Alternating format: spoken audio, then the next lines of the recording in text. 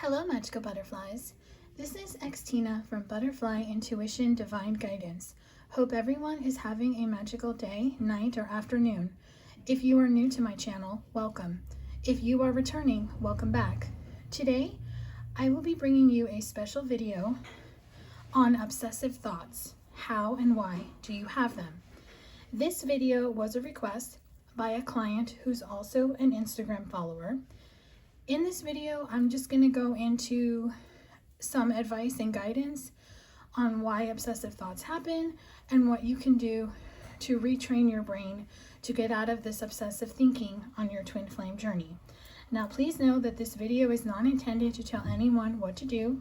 I'm not an expert, but I am someone who used to have obsessive thoughts. So I do know a little bit about this, and I would just like to give some advice and guidance that can help you and give some tips on how I helped myself get out of this thinking.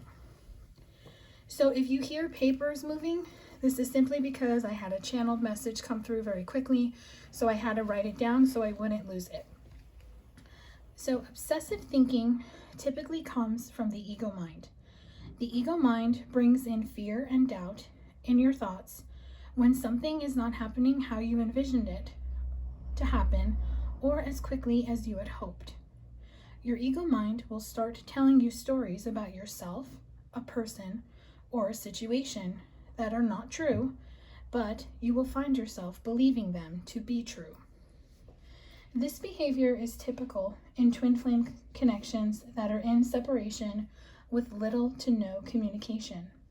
When there is no movement or progress in the 3D physical world, this will happen.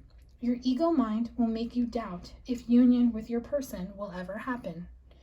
First, let's get into why these obsessive thoughts may happen. The first is there's a disconnect, separation between you and your twin flame. Perhaps you two are in complete separation with no communication, or you're separated with little communication, meaning you text a little bit back and forth, and maybe you comment on each other's stuff on social media, but you're not in union where you're in a relationship with your twin. So you will always have that disconnect and fear, especially if you don't know what they're doing and who they're with. You will allow your obsessive thoughts to take you down a rabbit hole. Another reason is fear and doubt, meaning when you start going down that rabbit hole, the ego mind puts you in fear and doubt, and that's when the storytelling happens. And it just constantly feeds you why this will never work. Another reason is you don't trust the process. As much as you want to come into union with your person, you don't trust the process. You don't believe it will happen. And that also means you don't have faith in the union happening. So that is another reason why this obsessive thinking from the ego mind will happen. You may also have a codependency on your person, meaning you're too focused on them and you're not really worried about you. So that's very typical in a twin flame connection, because you start to wonder why your person is staying away from you, why they're in another connection, possibly why they're not responding to you when you reach out to them. You're just feeling that you need to be with them, you want to be with them, you have to be with them. And that's a codependent energy that has to be removed before you and your person can come together, because when you're codependent on your person, you're not independent, you're dependent on them. So codependency means you're too focused on your twin flame and the outcome, and you're not doing your work. Now, of course, there are people who are doing their work, but the majority of people who are so fixated on their twin flame and they're so codependent where they can't imagine life without their twin are people who are not doing the work. But if you are doing the work and you have fear-based thoughts, you just might be just in fear and doubt because you're letting your ego mind tell you a story that is not true. So take this as it applies to you, because you know better than me what is going on in your situation. So now I would like to go over 3 examples of obsessive thoughts and really dive deep into them. So the first example is you can deal with separation from your twin flame, but you have a lingering thought in the back of your mind that you can't get away from. Typically, this thought means that you have doubt that separation will come to an end and you know something seems off in your connection. You should always trust what you feel because that's your intuition telling you something. Maybe it's not time for union to happen because you and your twin flame are still healing and there's work that needs to be done. Or in some cases, there's one twin who is awakened doing the work and the other one is not awakened and they're not doing the work. Whatever the issue is, it's different because every twin flame connection is different. Everyone is on a different timeline than the other. So whatever it is, this must be dealt with. The answer is always within you. You can use guided meditations or journaling to find out what that nagging feeling in you is. And most likely it's simply not time because maybe there's a karmic lesson you need to learn as well as your twin needs to learn. And the second example is I try to focus on moving forward by dating other people. It never feels right because your heart and mind always come back to your twin flame. This thought of it not feeling right when you date someone else is your intuition telling you it's not the time to date, and perhaps your focus should just be on you. You should never date another person to forget about your twin flame, and there's two reasons why. One, you will never truly forget about your twin flame because you will always be connected to them. Whether you like it or not, you two have a spiritual bond that cannot be broken. And two, you will attract a karmic partner to show you the lesson all over again. So if dating doesn't feel right, then don't date anyone. Look at it as dating yourself because that means there is work that you need to do. You have healing work that needs to be done, and that needs to be done on your own. And now, of course, that could also mean maybe there's life purpose mission work that you need to do. Now, some twin flames can do the mission work together and others have to do it apart. So just take it as it applies to your connection and just know that it's just if dating doesn't feel right, then don't date other people. Focus on you, date yourself. And the third example is I'm never coming back together with my divine masculine because of reason XYZ. Now, I'm using this example because the majority of people who follow me are divine feminines who are in separation from their divine masculine. And just so you know, divine masculine I refer to as he, and divine feminine I refer to as she because it's the energy I'm channeling. So take it as it applies to your connection because a divine masculine and a divine feminine can be a male or a female. So when you have this thought that you're never coming back together with your divine masculine, now the reason could be because he's in a karmic relationship with someone else. He's with a soulmate. He might be unawakened. Or your reason is simply because you say negative things about him. You call him names. You talk down about how he isn't doing the work, how he's not coming back to you. It's just very negative. So when you have this thought, it sends negative energy to your twin flame and it repels them from wanting to come towards you. If union is what you truly want, then your thoughts must always be aligned with your desire.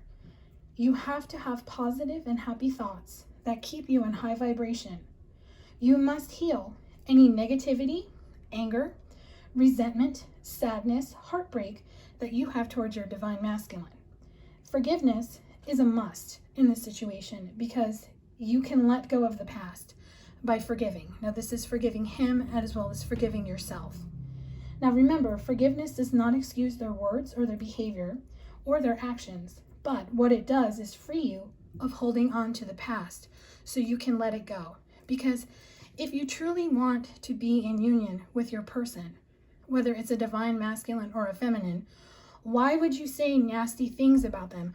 Why would you call them names and say mean things about them and just be in negative vibration and thoughts about them? Because that doesn't make sense to me on why you would want to be with someone who you talk down to. So your thoughts, when it comes to your person, has to be high vibration and it has to be positive. You have to want to be with them and you have to say nice things about them, because when you're in high vibration and you're aligned with your energy and you're sending loving, healing vibes to them, that attracts them like a magnet to come towards you. When you're negative, low vibration, saying terrible things about them, you're repelling them and you're making them want to go in a different direction and possibly in another connection. So now let's get into some tips that can help you retrain your brain to put obsessive thoughts on the back burner of your mind, so your main focus is always the thoughts that keep you aligned with your desires and keep you in high vibration. So tip number 1 is ask yourself if it's true. Meaning, do you know for a fact that it's true?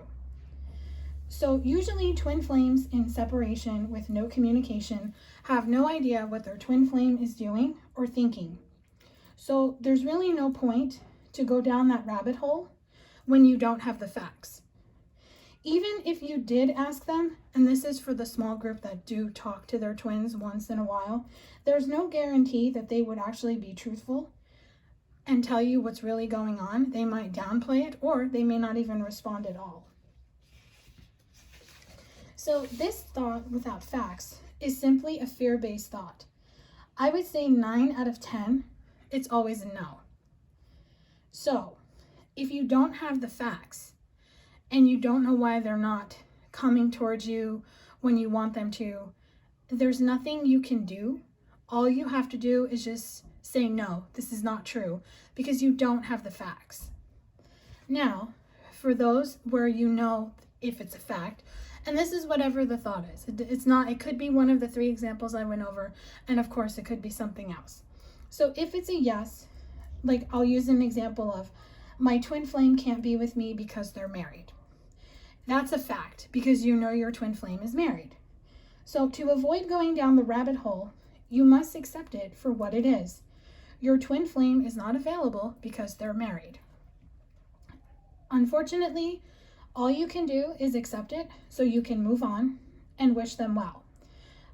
You don't need to try to stay in their life, because that could complicate things, and especially for those, you don't need to be the other woman or the other man in the relationship. It's always important for you to respect yourself enough to walk away, because you know you wouldn't want someone else throwing themselves or trying to get your divine masculine to leave you if the roles were reversed.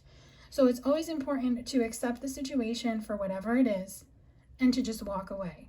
In this case, even if they're just in a relationship where they have a girlfriend or a boyfriend, if they're with someone else, whether it's a karmic or a soulmate or a soul flame, it doesn't matter. If they're making the choice to be with that person, you have to accept it and you have to move on. So the moral of the story is you always need to make your thoughts stick to what you know is true and what your intuition is telling you.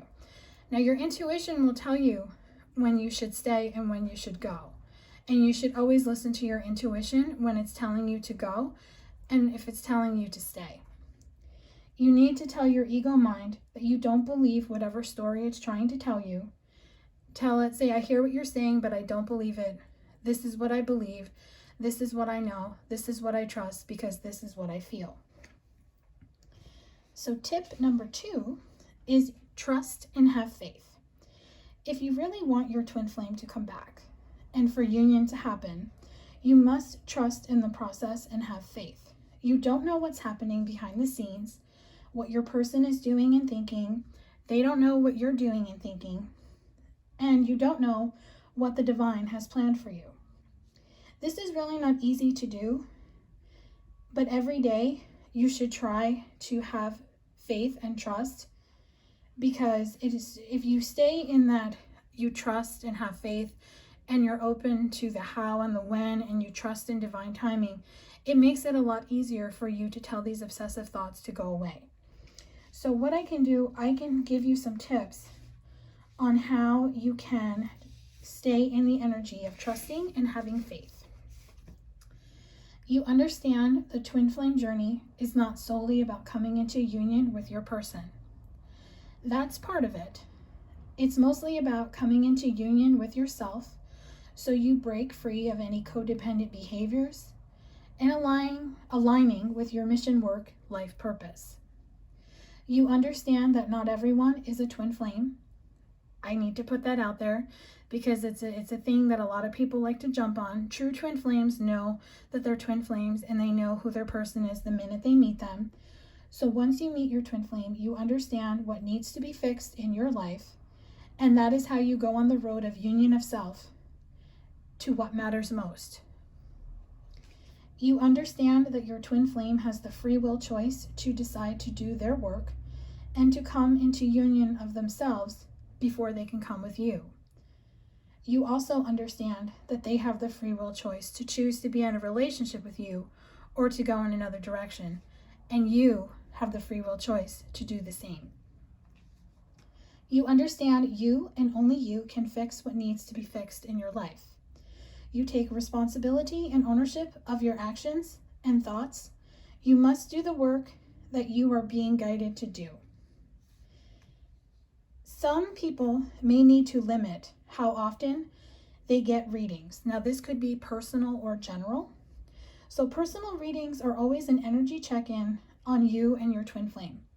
Remember, energy is energy, so it changes daily.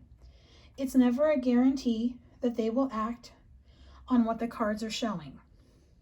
So it's important when you get a personal reading, whether it's from me or another reader, to just take the messages that come through and listen to any guidance that comes through, but don't hold that reading to how it's going to unfold. Because even though the cards are saying that your person is going to contact you, maybe let's say the reading gives you a specific timeline, and you'll hear, oh, by the end of summer, he'll call you. And then by the end of summer, he doesn't call you. It's because he made the free will choice not to call you. So just remember, whenever a reader like me or any other reader is doing a personal reading for you, we're tapping into the energy of you and your twin flame. We're just reading what their energy is saying, which is always different than what you are seeing and hearing in the physical world. And it's not like we're sitting down having a face-to-face conversation with your twin flame, asking them what they're doing. So it's just very important for you to understand that and to not hold on so tightly to what comes out in a personal reading, because it's just energy showing you what can happen, what may happen. That's why we call it possible future energy. And then when it comes to how often you should get a personal reading, that's something that I feel everyone should decide on their own. Me personally, I'll get an energy check-in on me and my twin flame, and I might wait weeks, months before I get another one. I don't really use cards to tap into my own situation. I have one reader who I trust. I go to her all the time, and she really puts my mind at ease, but I've been pretty good about just focusing on helping others and getting them into the space that I'm in. But you can do an energy check-in maybe once a week, and you should always purchase from readers who you truly resonate with and who you get good vibes from. And remember, a reader can never tell you if you are a twin flame, and they can never confirm or deny if someone is your twin flame. That is something you intuitively know when you meet them. Never ever pay someone to tell you that, because no one is God and no one can tell you that. And now when it comes to general readings, so this is general readings that you're watching on YouTube, maybe on IGTV, on Instagram, or you're just reading daily posts that readers put out on Instagram. Now they are fun to watch and read, but remember, they can be obsessive. Remember that they're general, so they're not meant for everyone.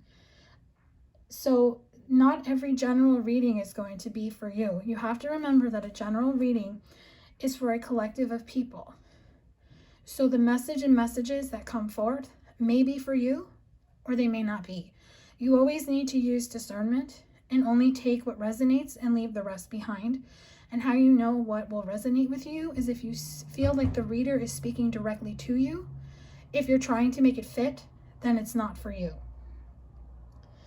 And also, please be very mindful if you're going from reader to reader, hearing the same thing over and over again. Like maybe the readers you follow are saying union is coming, they're going to contact you, but then you don't see any progress in the physical.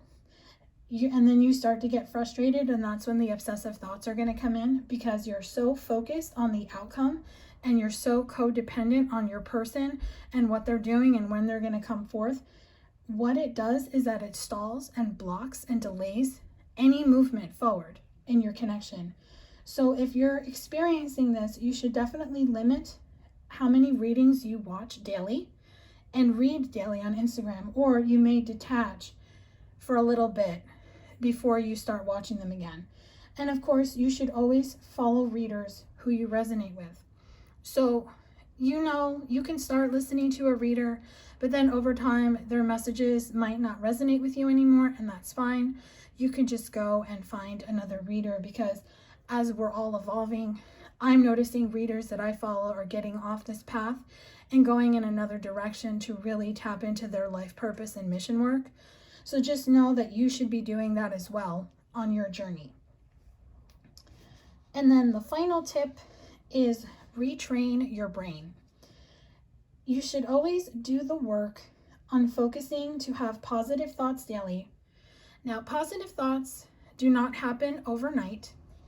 Positive thoughts are something you have to work on every day, because you're basically retraining how you look at things, how you see things, and how you act. There's a great tool that you can do to change your thought process. It's the law of attraction. The law of attraction will teach you the 3 basic questions: ask, believe, and receive. So you ask for something. So you ask for something, and then you believe. Believe means that you believe you can have it, and usually the best way to believe you can have it is if you act as if you already have it, and you're open to it coming, because you already have it. So you don't need to think about how it's going to come, when it's going to come, where you're going to get it, because you're already feeling that you already have it, and that's when you're open to the last part, which is receiving.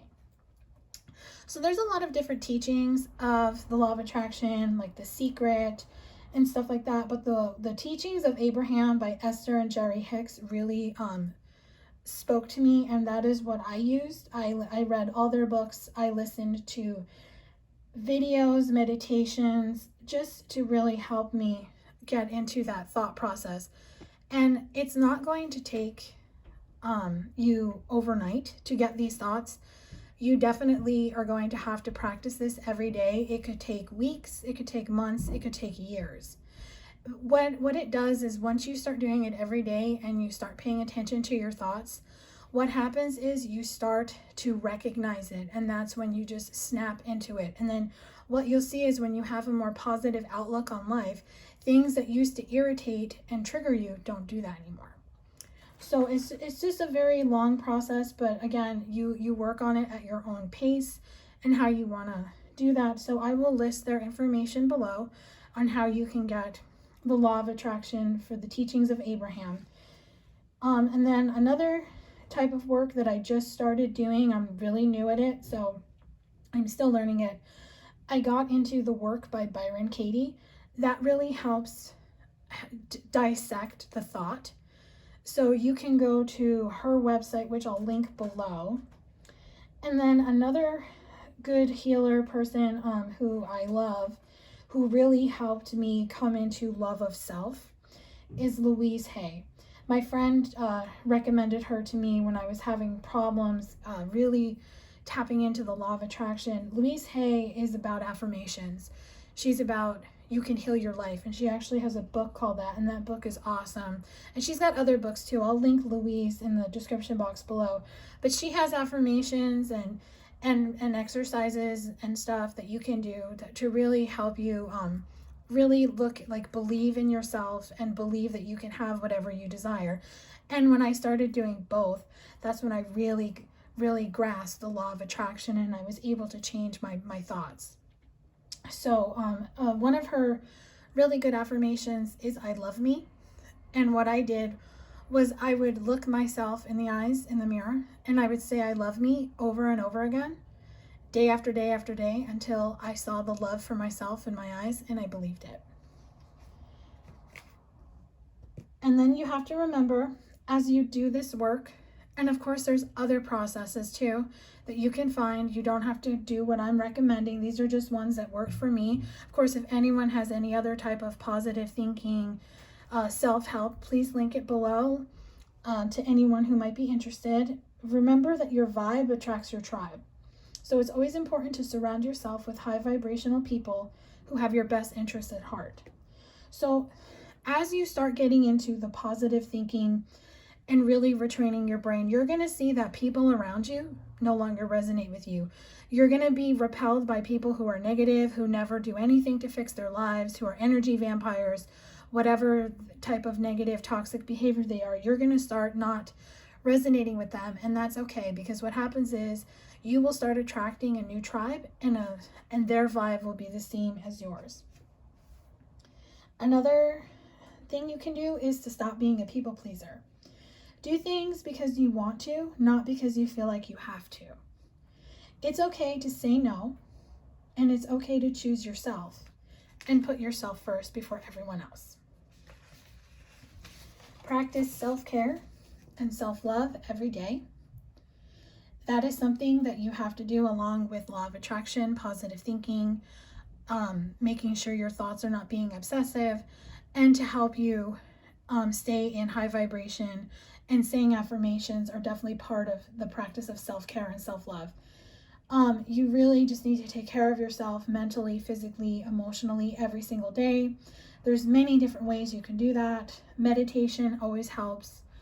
You can get guided meditations from YouTube, Spotify. Taking a detox bath maybe once or twice a week helps. Saying daily affirmations. Now you can say affirmations when you wake up and all day and right before you go to bed. There's no like set time. You can just say them whenever you want. When you start doing the affirmation process, Louise Hay always talks about how you put Post-its around your house with the saying. Another tip is you can put a sticker. Like when I was doing the I Love Me, I put a little heart sticker on different things in different rooms. So I would say it to myself every time I saw it. So you can do that based on what works for you. Of course, crystals definitely help. Bring in to help you with meditation. You can put them in your bath or by your bath, depending if the crystal can be wet. You can use essential oils to help boost your energy. That will help you heal and help you stay in high vibration so you can manifest your desires. And so as you practice your thoughts, you're going to notice that your thoughts will change over time. You will not listen to that obsessive thought anymore, because you will replace it with another thought. So example, let's say the obsessive thought of my divine masculine will never return comes up. Instead of you obsessing over how he's never going to come back, how he's never going to love you, how he's never going to choose you, you replace that thought immediately with my divine masculine will return when he makes the free will choice to do so. And then you change that thought and you change your whole outlook. You don't let it bother you, and then you can get back to focusing on you and what you have going on that day. So I want to close this video. I'm gonna just read some surrender cards just to give you a closing messages for you. So the card that you see that I have in front of the camera is Surrender Obsessive Thinking. If you're obsessing about a person or situation, turn the dilemma over to spirit. Doing so will help bring you clarity or even solve the problem. Surrender your ego. Cultivate gratitude.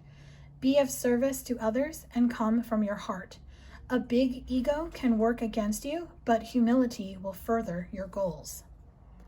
Surrender fear. Let go of the fearful stories you are telling yourself. Stay in the moment, focus on solutions, and celebrate every baby step forward. Surrender to trust. Trust yourself and your decisions. Don't be swayed by other people's strong opinions about what to do. Take action and be confident that you have chosen the right path. Surrender negative thinking. You have control over your thoughts. When negative thoughts surface, say thank you for sharing and quickly refocus on positive affirmations. Surrender the habit of people pleasing. Speak your needs and be true to yourself. Focus on your own happiness instead of always trying to make everyone else happy. Surrender low self-esteem. You deserve success, love, and abundance. Set an intention to identify and release any remnants of low self-esteem. Surrender your attachment to results. The formula for success is to do all you can to make things happen, then let go of the results. Holding on too tightly to a desired outcome can sabotage it. Surrender to your intuition. Tune into your inner voice. Be aware of any gut feelings, flashes, knowings, or aha moments that come through to guide you. And finally, surrender to divine timing. Sometimes divine timing may differ from your ego's timing. If a goal isn't manifesting fast enough, according to your ego, be patient and trust the universal flow. So I hope that this video has brought you clarity and guidance on how you can work with getting out of obsessive thinking. If this resonated with you, let me know in the comment section below. Thank you everyone for all the likes and shares on this video as well as my other videos. If you have any more questions, you can email me. I'm happy to help you in any way that I can. If you're subscribed to my channel, please make sure to hit the bell notification so you get notified when I post a new video. If you would like to gain clarity and guidance on your own personal situation, personal readings can be booked in my Etsy shop. The link is below. Wishing you all a beautiful and magical day, night, or afternoon, wherever you may be. Sending you all love and light during these times. Stay safe and stay healthy. Until next time.